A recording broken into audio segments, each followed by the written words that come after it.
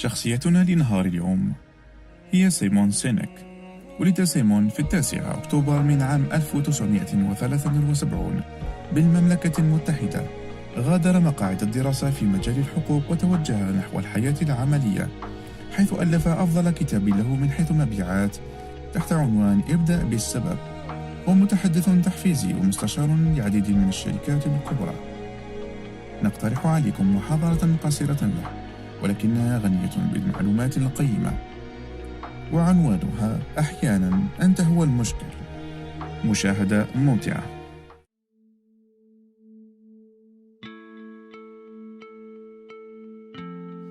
In the 18th century, there was something that spread across Europe and eventually made its way to America called puerperal fever, also known as the Black Death of childbed.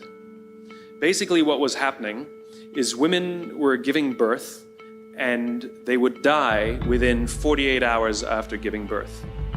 This Black Death of childbirth was the ravage of Europe, and it got worse and worse and worse over the course of over a century.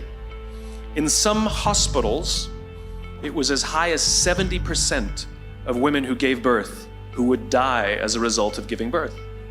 But this was the Renaissance.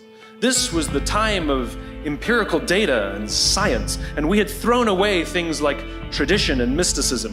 These were men of science, these were doctors. And these doctors and men of science wanted to study and try and find the reason for this Black Death of childbed, and so they got to work studying, and they would study the corpses of the women who had died. And in the morning they would conduct autopsies, and then in the afternoon they would go and deliver babies and finish their rounds.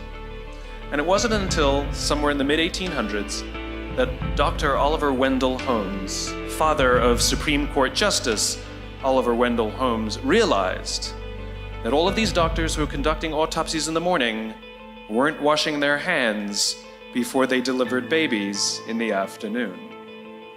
And he pointed it out and said, "Guys, you're the problem."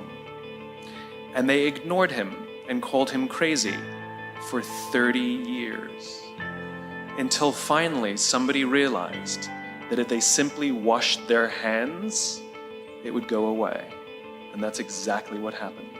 When they started sterilizing their instruments and washing their hands, the Black Death of childbed disappeared. My point is, the lesson here is, sometimes you're the problem. We've seen this happen all too recently with our new men of science and empirical studiers and these men of finance who are smarter than the rest of us until the thing collapsed. And they blamed everything else except themselves.